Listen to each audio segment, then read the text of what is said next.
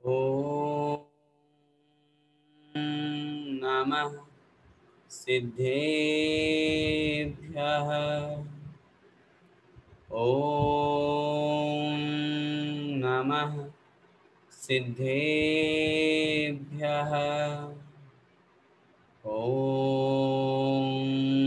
नमः सिद्धेभ्यः। मोक्षमार्गस्य नेतारम् भेत्तारं कर्मभूभृतां ज्ञातारं विश्वतत्त्वानां वन्दे तद्गुणलब्धये। पंच परमेष्ठी भगवान की जय। द्वादशांग जिनवाणी माता की जय। संत शिरोमणि आचार्य भगवंत एक श्री विद्यासागर जी महाराज की जय। आचार्य भगवान श्री उमा स्वामी मुनि महाराज की जय। पूज्य गुरुदेव मुनि पुंगव श्री सुधा सागर जी महाराज की जय। अढ़ाई द्वीपस्थ समस्त मुनिराजों की जय। आचार्य भगवान श्री उमा स्वामी द्वारा विरचित श्री तत्वार्थ सूत्र जी ग्रंथादि राज का हम स्वाध्याय कर रहे हैं और इसमें प्रारंभ के 4 अध्यायों की अपेक्षा से जीव तत्व का वर्णन चल रहा है। चौथा अध्याय हमारा चल रहा है जिसमें हमने स्पष्ट रूप से 4 प्रकार के देवों की चर्चा की। उनके नाम आदि समझने के बाद में उसमें किस प्रकार की वहाँ पर व्यवस्था बताई गई है उन बातों को हमने यहाँ पर समझा। आइए, पिछली कक्षा में हमने जो चौथा अध्याय प्रारंभ किया था और उसके 5 सूत्र अपन ने पढ़ लिए थे, उनको हम एक बार रिवीजन करते हैं फिर आगे बढ़ें। देवाश्च चतुर्निकायाः, देवाः चतुः निकायाः। देवाः अर्थात देव जो होते हैं वे चतुः निकायाः 4 निकाय वाले होते हैं। निकाय का मतलब होता है समूह, निकाय का मतलब होता है जाति। देव 4 निकाय वाले 4 समूह वाले होते हैं। वे 4 समूह, वे 4 जातियां कौन कौन सी हैं? भवनवासी, व्यंतर, ज्योतिषी और वैमानिक। हमने आपसे निवेदन किया था इसी क्रम से हमको ये नाम याद करने हैं, क्योंकि आगे जो वर्णन आएगा वो इसी क्रम से आएगा। आगे लिख रहे हैं आदितस्त्रिषु पीतांतलेशाः। आदितः त्रिषु प्रारंभ के 3 निकायों में, भवनवासी, व्यंतर और ज्योतिषी, इन 3 निकायों में पीतांतलेशाः, पीत है अंत में जिसके वो लेशाएं पाई जाती हैं। मतलब ये हुआ कृष्ण, नील, कापोत और पीत, ये 4 लेशा वहाँ अपर्याप्त अवस्था में प्रारंभ के 3 निकायों में अर्थात भवनत्रिकों में, भवनवासी, व्यंतर और ज्योतिषियों में पाई जाती है। पर्याप्त अवस्था में तो एकमात्र पीत लेशा होती है, ये अपने को समझना चाहिए। इन 4 निकाय के देवों के क्या कोई भेद होते हैं? तो बोले हाँ होते हैं। दशाष्ट पंच द्वादश विकल्पाः कल्पोपपन्न पर्यन्ताः। 10 अष्ट पंच द्वादश विकल्पाः। 10 अर्थात 10, अष्ट मतलब 8, पंच मतलब 5 और द्वादश मतलब 12 है। विकल्पाः अर्थात भेद होते हैं। किनके होते हैं ये? कल्पोपपन्न पर्यंताः, 16वें स्वर्ग तक के देवों में, वैमानिकों में। भवनवासी के 10 भेद, व्यंतरों के 8 भेद, ज्योतिषियों के 5 भेद और वैमानिकों में हमने 2 भेद किए, कल्पोपपन्न और कल्पातीत। तो कल्पोपपन्न अर्थात जहाँ तक इंद्र आदि 10 पद होते हैं वे कहलाते हैं कल्पोपपन्न। उन 16वें स्वर्ग तक के देवों को कल्पवासी देव कहते हैं और उनमें ये 12 भेद बनते हैं। वे 10 प्रकार के पद कौन से हैं? इंद्र, सामानिक, त्रायस्त्रिंश, पारिषदात्म, रक्ष, लोकपालानीक, प्रकीर्ण, का वियोग्य, किल, विशिकाश, चेकशः। इंद्र, सामानिक, त्रायस्त्रिंश, पारिषद, आत्मरक्ष, लोकपाल, अनीक, प्रकीर्णक, आभियोग्य और किलविशिक। एक क्षय अर्थात एक एक करके ये सभी देवों के भेद हैं। जिनकी आज्ञा चलती है, जिनका वैभव, जिनका ऐश्वर्य अद्भुत होता है, जो अन्य देवों में नहीं पाया जाता, जिनका शासन चलता है, ऐसे देव इंद्र कहलाते हैं। सामानिक, जो होते तो इंद्र के समान हैं, लेकिन जिनका शासन नहीं चलता और जो पिता और गुरु के समान सम्माननीय होते हैं, वो कहलाते हैं सामानिक। फिर है तीसरे त्रायस्त्रिंश, जो देव मंत्री और पुरोहित के समान मित्रवत आचरण करते हैं। नहीं, क्षमा चाहता हूँ, मित्रवत आचरण पारिषद में आएगा। जो मंत्री और पुरोहित के समान होते हैं, जाति में 33 होते हैं, वे देव कहलाते हैं त्रायस्त्रिंश। पारिषद, जो देव मित्र के समान आचरण करते हैं, जो सभासद, सभा में उपस्थित लोगों के समान होते हैं, वे कहलाते हैं पारिषद। आत्मरक्ष, आत्मरक्ष का मतलब बॉडीगार्ड, जो देव अंग रक्षक के समान उन इंद्र के सेवा में तत्पर रहते हैं, वे कहलाते हैं आत्मरक्ष। जो देव चारों दिशाओं में लोकपाल अर्थात चारों दिशाओं में रक्षा करने वाले की तरह, कोतवाल की तरह होते हैं, वे देव कहलाते हैं लोकपाल।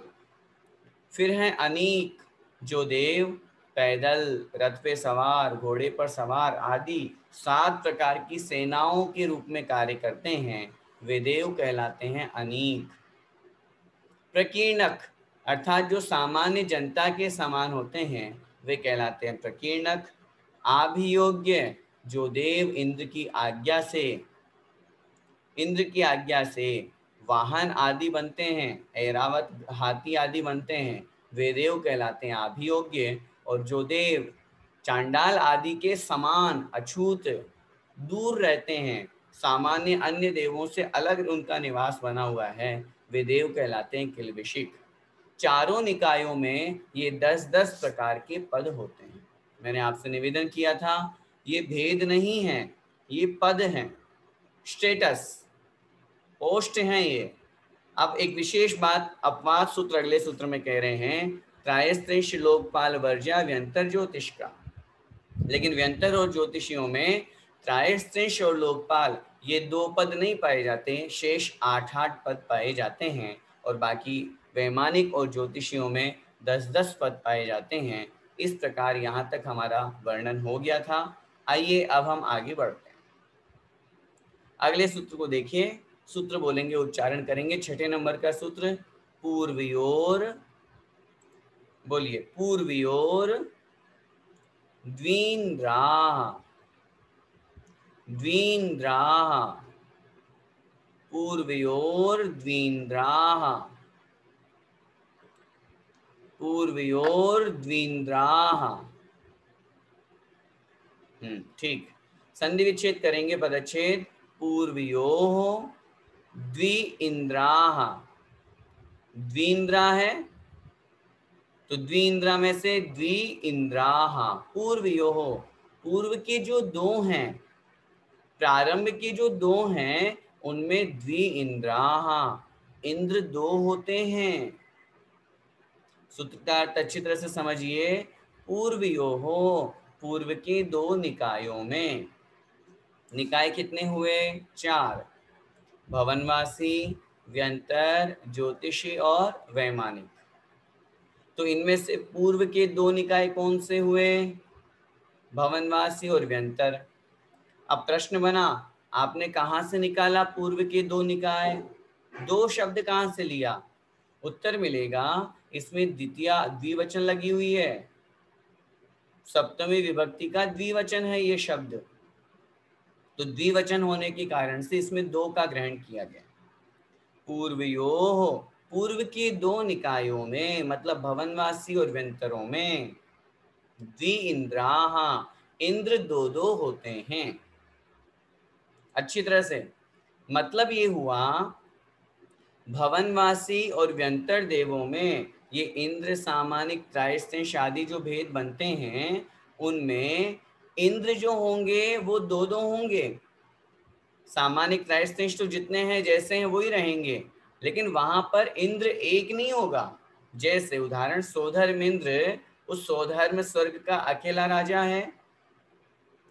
वैसे भवनवासी देवों में असुर कुमार है, तो आचार्य लिखा उस असुर कुमार में दो भेद बनेंगे इंद्रों के। अकेला एक असुर कुमार इंद्र नहीं होगा, वहां दो इंद्र होंगे।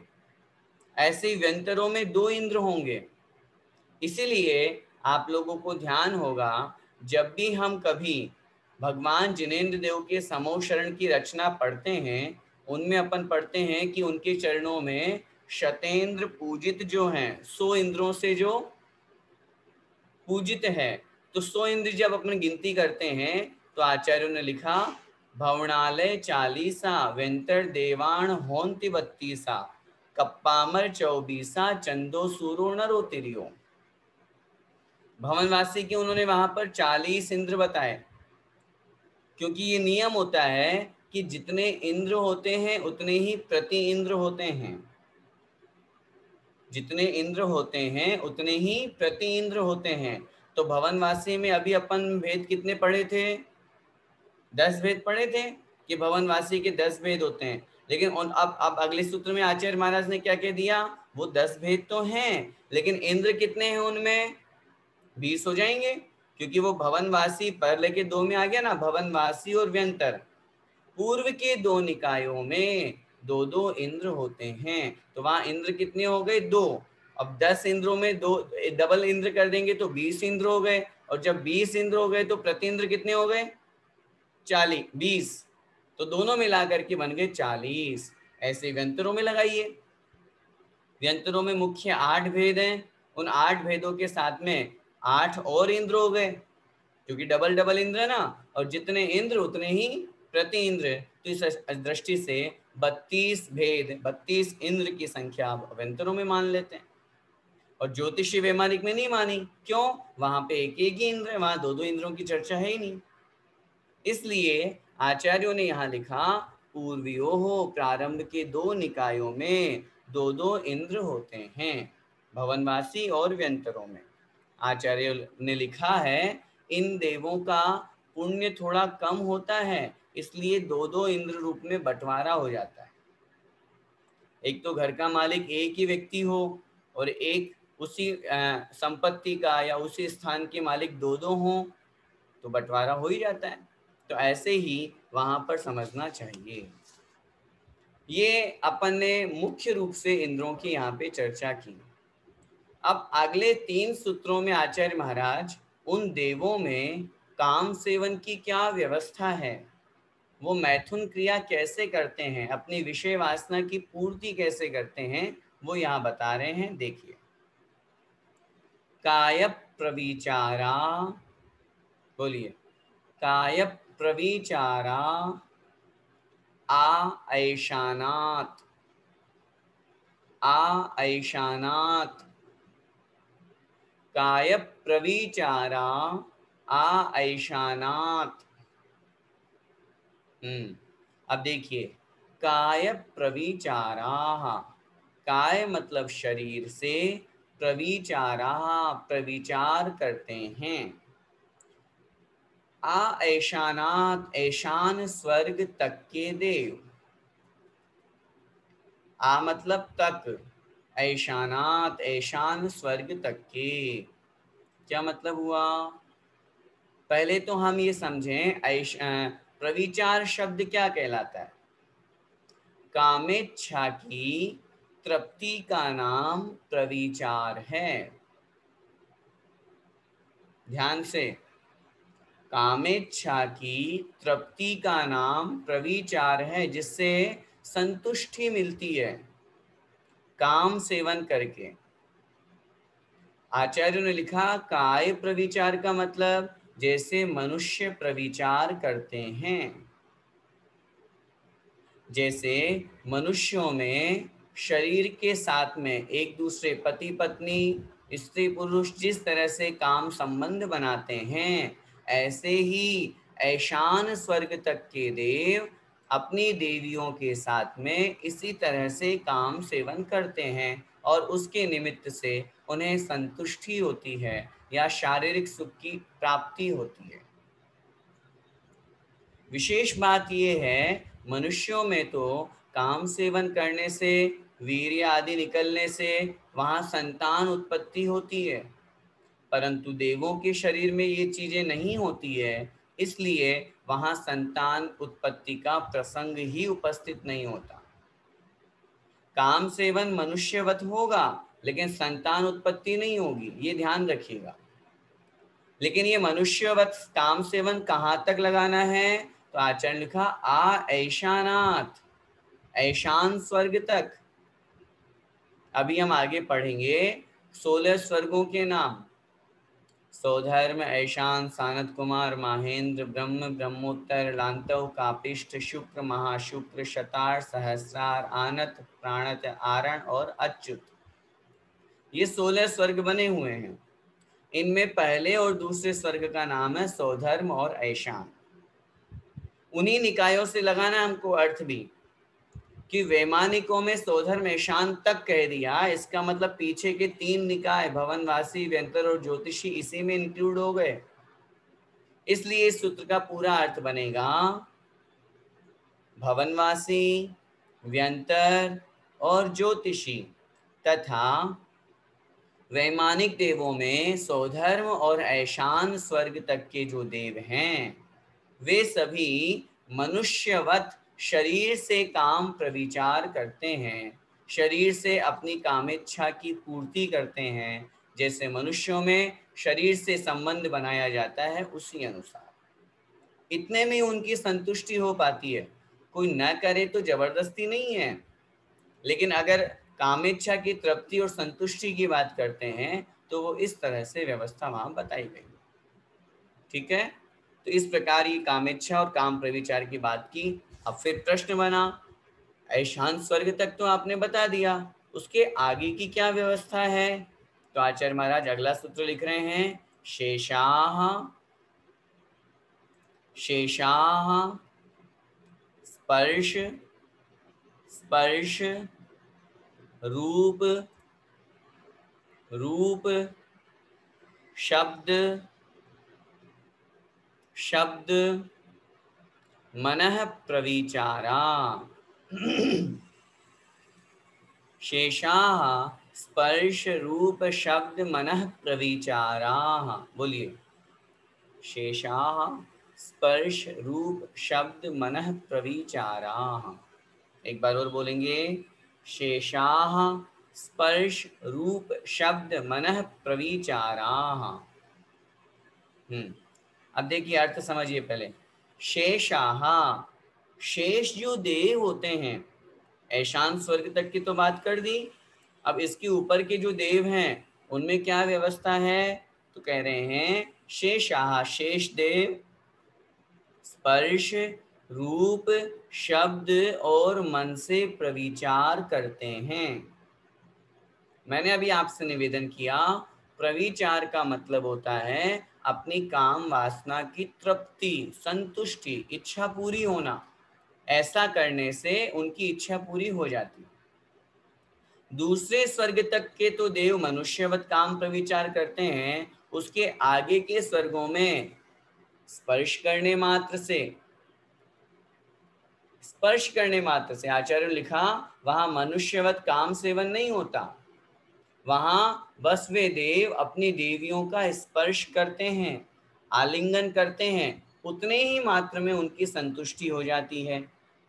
फिर है रूप, रूप देखने मात्र से उनके सुंदर रूप को देखा, स्पर्श भी नहीं किया। मनुष्यवत काम सेवन तो है ही नहीं। रूप देखने मात्र से स्त्रियों के, उन देवियों के सुंदर रूप को देखा, उनके नृत्य आदि को देखा और कामेच्छा की तृप्ति पूर्ति हो गई।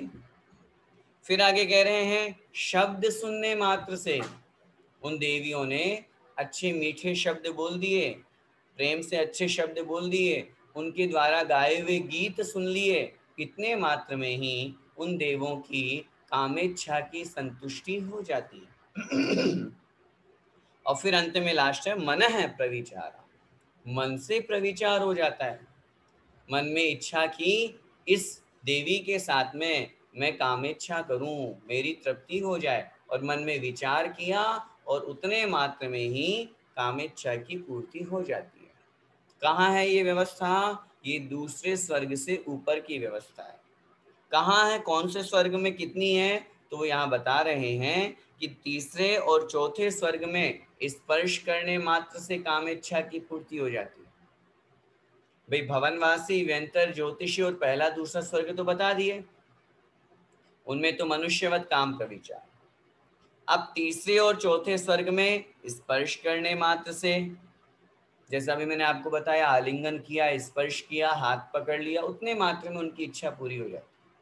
फिर उसके बाद पांचवें, छठे, सातवें और आठवें स्वर्ग में वे देव देवियां एक दूसरे को देखते हैं, रूप देखने मात्र से। फिर उसके बाद में नौवें, 10वें, 11वें और 12वें स्वर्ग में शब्द सुनने मात्र से।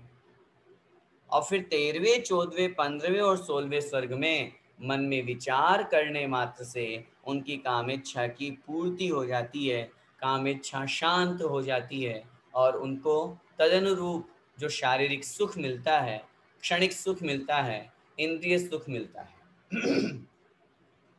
इस प्रकार 16वें स्वर्ग तक ये काम प्रविचार की व्यवस्था वहां पर बताई गई। अब प्रश्न बना, 16वें स्वर्ग तक आपने बता दिया, 16वें स्वर्ग के ऊपर 9 ग्रेवियक हैं, 9 अनुदिश है, 5 अनुत्तर हैं, उनमें क्या व्यवस्था है? तो वो बता रहे हैं अगले सूत्र में, देखिए। परे प्रविचारा, बोलिए, परे प्रविचारा, परे प्रविचारा। जब हम इसका संधि विच्छेद करेंगे, परे अप्रविचारा निकलेगा, है ना। अलग अलग करेंगे जब शब्द को, तो ये संस्कृत में इसको हम बोलते हैं अवग्रह। जब संधि विच्छेद करते हैं तो अ निकलता है, और जब नहीं करते संधि विच्छेद तब उस समय पूरा एक साथ जब बोलते हैं तो परे प्रविचारा ऐसा बोलते हैं। तो क्या अर्थ निकला? परे अप्रविचारः, परे मतलब इसके आगे, पर शब्द आगे का होता है, पूर्व शब्द पहले का होता है। तो परे मतलब आगे में, आगे के देवों में, 16वें स्वर्ग तक की चर्चा पिछले सूत्र में कर दी। 16वें स्वर्ग के आगे के देव अप्रविचारः, उनमें प्रविचार नहीं होता, वे प्रविचार से रहित होते हैं। उनमें कामेच्छा की तृप्ति के लिए किन्हीं देवियों का कोई आलिंगन, कोई शब्द, कोई मन से विचार करना, मनुष्यवत करना कुछ नहीं होता। क्यों नहीं होता? क्योंकि 16वें स्वर्ग से ऊपर देवियां नहीं पाई जाती। 16वें स्वर्ग से ऊपर देवियां नहीं है। वहां 9 देव्यक, 9 अनुदिश और 5 अनुत्तर में मात्र देव ही रहते हैं, सब इंद्र होते हैं, अहम इंद्र होते हैं। वहां पर देवियां न जन्म लेती हैं और न पहुंचती है, पहला कारण। दूसरा कारण, नियोग है, वहां के देवों में काम प्रविचार की इच्छा मन में भी नहीं आती, और अक्सर ऐसा देखा भी जाता है, निमित्त सामने हो तो मन बने, जब निमित्त ही नहीं हो तो फिर मन क्यों बनेगा? इसलिए हाँ, लेकिन इसका मतलब ये भी मत समझिएगा कि ऊपर के देवों में मैथुन संज्ञा नहीं है, या उनके किसी लिंग या वेद का उदय नहीं है। वो तो होगा, उनके पुरुष वेद का उदय तो माना जाएगा, उनके मैथुन संज्ञा, आहार, भय, मैथुन, परिग्रह, वो तो मानी जाएगी, लेकिन उस इच्छा की तृप्ति के लिए उन्हें कोई निमित्त नहीं होने के कारण से उनकी वैसी इच्छा उस रूप में नहीं होती कि उन्हें आकुलता हो, परेशानी हो, दुख हो उनको, वो नहीं होता वहां। जैसे उदाहरण समझिए, जैसे यहाँ किसी को आकुलता होती है, परेशानी होती है, मन नहीं मानता, इच्छा होती है, और जब वो क्रिया करने के बाद उसकी संतुष्टि हो जाती है, वैसी व्यवस्था वहाँ नहीं है। वहाँ तद्रूप निमित्त नहीं होने के कारण से आकुलता और परेशानी नहीं होती। तो इसलिए आचार्य महाराज यहाँ लिख रहे हैं परे अप्रविचारः, इसके आगे के जो स्थान है 9 ग्रेवियक 9 अनुदिश और 5 अनुत्तर, उनमें अप्रविचारः अर्थात प्रविचार नहीं होता है। ठीक है, चलिए आगे बढ़ें। अब ये व्यवस्था बतलाने के बाद जो अभी हमने पहले सूत्र पढ़ा था दशाष्ट पंच द्वादश विकल्पा, तो वो यहाँ पर समझा रहे हैं। भवनवासी के 10 भेद, व्यंतरों के 8 भेद, ज्योतिषियों के 5 भेद, वैमानिकों के 12 भेद, कल्पवासियों में वो बता रहे हैं। तो सबसे पहले नंबर आता है भवनवासी का। तो भवनवासी के 10 भेद कौन कौन से, उनके नाम यहाँ बता रहे हैं, देखिए। भवनवासिनो सुरनाग, बोलिए, भवनवासिनो सुरनाग, विद्युत सुपर्णाग्नि, विद्युत सुपर्णाग्नि, वातस्तनितो, वातस्तनितो, दधी, द्वीप, दिक्कुमाराः, दिक्कुमाराः। भवनवासिनो सुरनाग, विद्युत सुपर्णाग्नि, वातस्तनितो, दधी, द्वीप, दिक्कुमाराः। बोलिए, भवनवासिनो सुरनाग, विद्युत सुपर्णाग्नि, वातस्तनितो, दधी, द्वीप, दिक्कुमाराः। ध्यान से कीजिए उच्चारण, थोड़े से शब्द कठिन हैं। भवनवासिनो सुरनाग, चलिए थोड़े थोड़े टुकड़ों में करते हैं। भवनवासिनो सुरनाग, विद्युत सुपर्णाग्नि, वातस्तनितो, दधी, द्वीप, दिक्कुमाराः। भवनवासिनो सुरनाग, विद्युत सुपर्णाग्नि, वातस्तनितो, दधी, द्वीप, दिक्कुमाराः। बोलिए, भवनवासिनो सुरनाग, विद्युत सुपर्णाग्नि, वातस्तनितो, दधी, द्वीप, दिक्कुमाराः। देखिए, हम पहले 10 प्रकार के जो भवनवासी देव हैं, इंद्र हैं, उनको अपन संधि विच्छेद पूर्वक शब्द निकालेंगे। भवनवासिनः, भवनवासिनः, भवनवासी देव। यहां से क्या निकलेगा, अ, तो निकलेगा असुर। एक शब्द का प्रयोग ध्यान से सुनिए, लास्ट में लिखा है कुमाराः। कुमार शब्द अंत्य दीपक है। अंत्य दीपक का मतलब होता है अंत में बैठा हुआ है, और ये शब्द लगेगा सबके साथ में। ठीक है, तो ये कुमार शब्द सभी के साथ में हमको जोड़ना है। सबसे पहला है असुर, तो कुमार जुड़ जाएगा तो बन जाएगा असुर कुमार। असुर के बाद में फिर नाग, तो बन जाएगा हमारा नाग कुमार। फिर उसके बाद में है विद्युत, तो फिर बन जाएगा विद्युत कुमार। फिर सुपर्णाग्नि शब्द है, अलग अलग करेंगे, सुपर्ण अग्नि, सुपर्ण कुमार, सुपर्ण कुमार। फिर निकलेगा अग्नि, तो अग्नि कुमार। फिर वातस्तनितो दधि लिखा है, तो सबसे पहला है वात, मतलब वात कुमार। वात का मतलब होता है वायु, इसे हम हिंदी में वायु कुमार भी कहते हैं। फिर है स्तनितो दधि, तो स्तनित उदधि ऐसा शब्द निकल जाएगा, संधि विच्छेद हो जाएगा। स्तनित उदधि, तो स्तनित कुमार। फिर है उदधि अर्थात उदधि कुमार। फिर है द्वीप, द्वीप कुमार। और अंतिम है दिक् कुमारा अर्थात दिक् कुमार। हो गए 10 प्रकार के। अच्छी तरह से फिर से देख लीजिए, 10 प्रकार के भेद किनके, भवनवासी न हैं, भवनवासी देवों के। इस सूत्र में क्या बता रहे हैं, इस सूत्र में भवनवासी देवों के 10 प्रकार के भेद गिना रहे हैं। कौन कौन से हुए, मैं नाम ले रहा हूं 10 प्रकार के, जरा सूत्र की तरफ देखें और कैसे वो 10 भेद निकले उन्हें समझें। सबसे पहले भवनवासिनः असुर, तो भवनवासी देव, असुर कुमार, फिर निकलेगा नाग कुमार, फिर विद्युत कुमार, फिर सुपर्ण कुमार, फिर अग्नि कुमार, फिर वात कुमार, फिर स्तनित कुमार, फिर उदधि कुमार, फिर द्वीप कुमार और अंतिम है दिक् कुमार। ये 10 प्रकार के भवनवासी देवों के नाम हैं। प्रश्न बना, इनके नाम के आगे कुमार क्यों लगा हुआ है? कभी सोचा इनको कुमार क्यों कहते हैं? आचार्यों ने लिखा, इनकी सारी की सारी व्यवस्था कुमार के समान होती है। कुमार मतलब युवा अवस्था वाला व्यक्ति।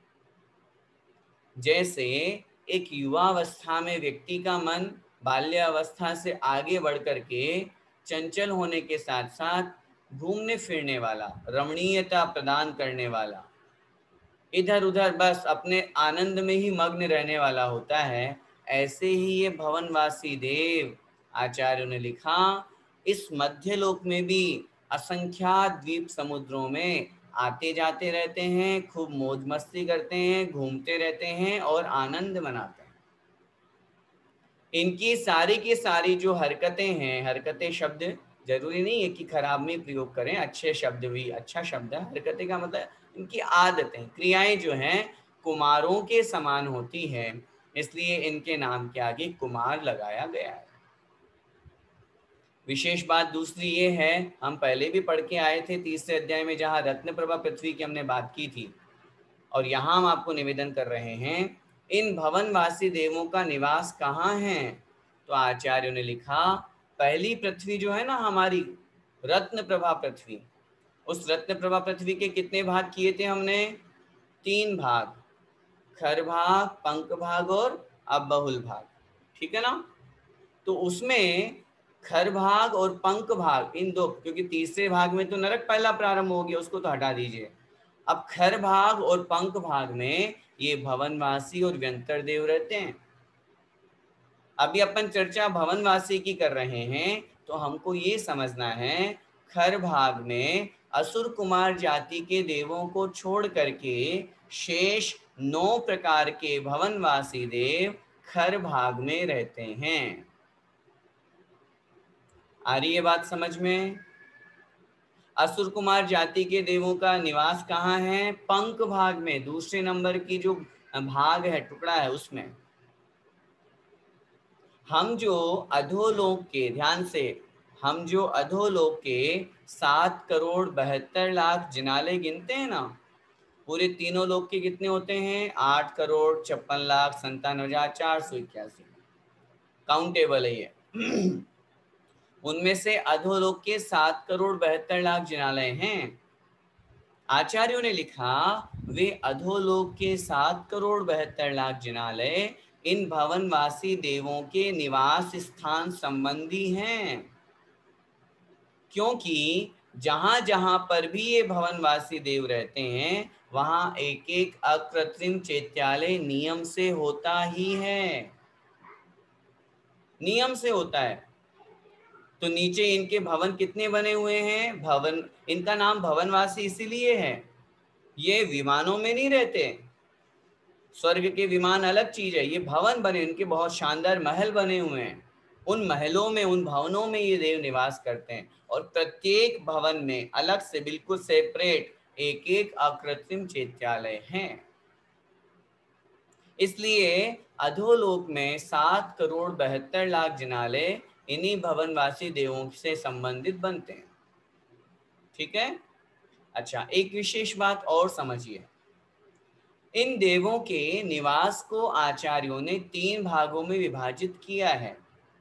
त्रिलोक सार में, त्रिलोक पंडिती आदि ग्रंथों में स्पष्ट रूप से इसका कथन मिलता है। भवनवासी देवों के 3 तरह के निवास है, भवन, भवनपुर और आवास। भवन, भवनपुर और आवास। व्यंतरों के भी ऐसे ही भवन, भवनपुर और आवास 3 निवास है। क्या मतलब हुआ, इन तीनों में क्या अंतर है?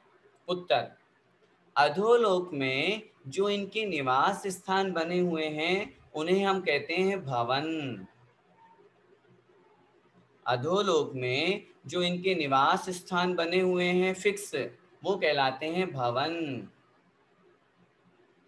मध्यलोक में असंख्यात द्वीप समुद्रों में, मध्यलोक में असंख्यात द्वीप समुद्रों में जो द्वीप और समुद्रों में जो इनके निवास बने हैं, समुद्रों में जैसे पानी के बीच में टापू होता है, ऐसे समुद्रों के बीच में टापू बन करके अकृत्रिम रूप से इनके निवास बने। द्वीप, अनेक द्वीपों में इनके स्थान बने हुए हैं, वे कहलाते हैं भवनपुर। उनमें जो भवनवासी देव निवास करते हैं। और तीसरे नंबर पे होते हैं आवास, जो खाली स्थान है, खंडहर है, वृक्ष की, बड़े बड़े वृक्ष की जो कोटर होती है वो, या बड़े बड़े विशालकाय बरगद का पेड़ है, बहुत सालों से जिस बिल्डिंग में कोई प्रवेश नहीं किया, 10 20 50 साल हो गए, खंडर हो गई, कोई नहीं जाता उसमें, खाली स्थानों पर जो निवास करते हैं वे उनके निवास कहलाते हैं आवास। इस तरह से इन भवनवासी देवों के 3 प्रकार के स्थान बनते हैं, भवन, भवनपुर और आवास। अधोलोक में जो इनके स्थान बने हुए हैं वो कहलाते हैं भवन। मध्यलोक में द्वीप समुद्रों में जो इनके स्थान हैं वे कहलाते हैं भवनपुर। और इसी मध्यलोक में वृक्ष की कोटरों पर, खंडहरों पर, खाली स्थानों पर, बड़े बड़े वृक्षों पर जिनके निवास बने होते हैं वे कहलाते हैं आवास। इस तरह से ये 3 प्रकार से इन भवनवासी देवों के निवास स्थान की चर्चा की जाती है। ठीक है, तो क्या मतलब हुआ इस सूत्र का? सूत्र में तो 10 प्रकार के जो भवनवासी देव हैं उनकी यहाँ पर चर्चा की। विशेष चर्चा में हमने इनके संबंधी, निवास स्थान संबंधी अपन ने चर्चा की। कहने का बहुत सीधा सा तात्पर्य ये है, भवनवासी देव अधोलोक में तो रहते ही रहते हैं, मध्यलोक में भी रहते हैं, मध्यलोक में भी उनके निवास बने हुए हैं। ठीक है, बस आज के लिए इतना ही, समय आपका हुआ। आज जो अपन ने 5 सूत्र पढ़े, आइए एक बार उसका रिवीजन करते हैं। 6 नंबर का सूत्र, पूर्वयोर द्विन्द्राः। पूर्वयोः अर्थात पूर्व के 2 निकाय में, द्विन्द्राः 2 इंद्र होते हैं। भवनवासी और व्यंतर देवों में इंद्रों की संख्या 2 हैं। वहाँ देवों में काम प्रविचार की क्या व्यवस्था है? तो आचार्य महाराज कह रहे हैं, काय प्रविचारा आ ऐशानाथ। ऐशान स्वर्ग तक के जो देव होते हैं, एक बात मैं आपको यहाँ पर भी निवेदन करना चाहता हूँ, और आगे भी जब हम 16 स्वर्गों के नाम पढ़ेंगे तब भी मैं आपसे निवेदन करूँगा। जब हम नाम लेते हैं सौधर्म इंद्र, दूसरे नंबर के इंद्र का नाम होता है ऐशान इंद्र, न कि ईशान इंद्र। अपन लोग अक्सर ईशान शब्द का प्रयोग कर बैठते हैं। जब पत्रिका छपती है पंच कल्याणक में किसी विधि विधान में, तो हम देखते हैं कौन बने, ये सब ईशान इंद्र बने। ईशान तो दिशा होती है, इंद्र नहीं होते। इंद्र तो ऐशान है ना, इसलिए उसको आप अच्छी तरह से शब्द भी अपना शुद्ध हो, ये ध्यान रखें।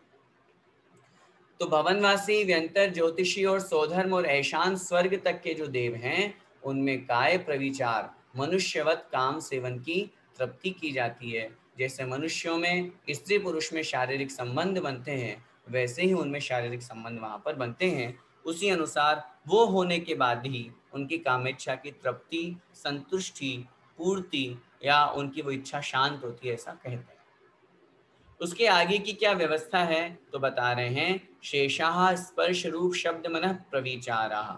अर्थात शेष स्वर्गों में, तीसरे और चौथे स्वर्ग में स्पर्श करने मात्र से, फिर वहाँ काम सेवन की, शरीर के से संबंध बनाने की इच्छा नहीं होगी, मात्र आलिंगन हो जाएगा, स्पर्श कर लेंगे, उतने मात्र में उनकी संतुष्टि हो गई तीसरे चौथे स्वर्ग में।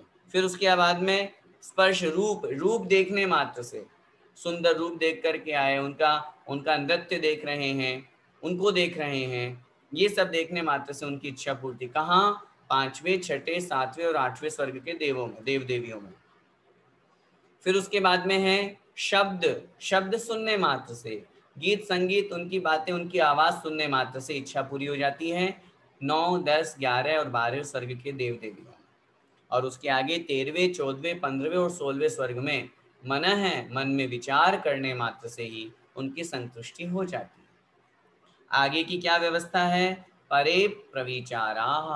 परे मतलब आगे, जो अगले 16वें स्वर्ग के आगे 9 ग्रेव्यक, 9 अनुदिश और 5 अनुत्तर हैं, उनमें अप्रविचारा अर्थात प्रविचार नहीं होता है। उनमें वहां पर कामेच्छा की संतुष्टि के लिए निमित्त देवियां नहीं होने के कारण से वहां प्रविचार की व्यवस्था नहीं बताई गई। अब इसके बाद में भवनवासी देवों के 10 भेद यहाँ बताए गए हैं। भवनवासिनो सुरनाग विद्युत सुपर्णाग निवातस तनितो दधि द्वीप दिक कुमार।